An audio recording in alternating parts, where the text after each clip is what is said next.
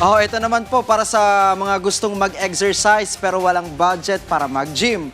Isang atleta po kasi ang gumawa ng isang DIY treadmill. At ito pang catch, nag-viral pa siya. Yan ang ulat ni Floyd Brenz.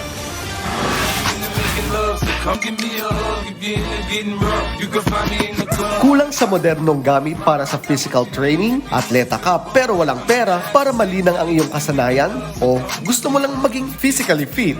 Worry no more! May solusyon dyan ng isang student athlete mula Iloilo. Meet John Leordo Malojo, student athlete na proud Ilonggo. Lumikha ng isang treadmill na yari sa kahoy, no electricity needed.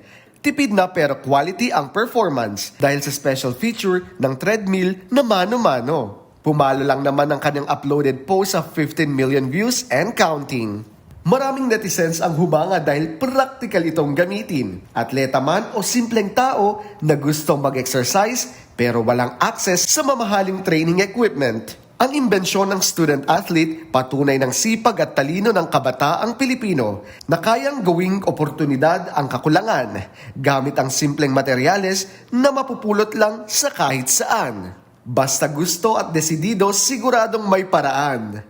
Ang atletang si John, kabataang ginamit ang isip para punan ang kakulangan. Pinatunayan niya na basta pursigido na abutin ang pangarap, may magandang hinaharap. Floyd Brenz para sa Pambansang TV sa Bagong Pilipinas.